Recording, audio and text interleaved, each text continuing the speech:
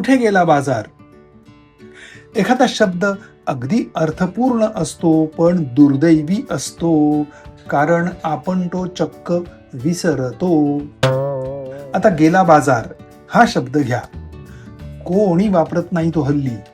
अर्थात त्याच्याच अर्थाचे इतर अनेक शब्द आहेत आपल्याकडे.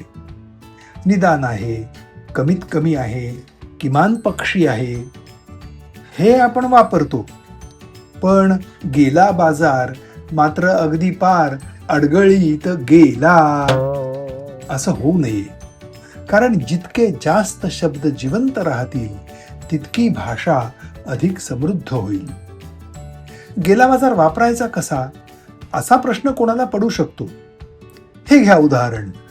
माझी गाडी अगदी खटारा आहे हे कबूल, पण तिचे निदान 2 लाख रुपये तरी मिळतील. माझी गाडी अगदी खटारा आहे हे कबूल, पण गेला बाजार तिचे 2 लाख रुपये तरी मिळतील. या शब्दाची जन्मकथाही अगदी रंजक आहे. पूर्वी गावोगावी विशिष्ट दिवशी विशिष्ट वेळी बाजार भरायचे. दुकानदार आणि गिऱ्हाईक एकाच वेळी एकाच ठिकाणी जमत. वस्तूंची जोरदार विक्री होईल. बाजार चालू असे तेव्हा अर्थातच वस्तू चांगल्या किमतीला विकल्या जात. पण बाजार उठला की वस्तूंच्या किमती पडत.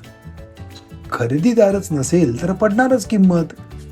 त्यावरून गेला बाजार म्हणजे अगदी कमीत कमी किंमत असा अर्थ रूढ झाला. एखादा शब्द जेव्हा विस्मरणात जातो तेव्हा त्या शब्दाबरोबर असे अनेक संदर्भ, अशा अनेक गोष्टी निसटून जातात आपल्या हातून. म्हणून शब्द जपायचे. असो, बाकी कोणी वापरो न वापरो, गेला बाजार तुम्ही तरी हा शब्द आता वापराल असा भरवसा वाटतो.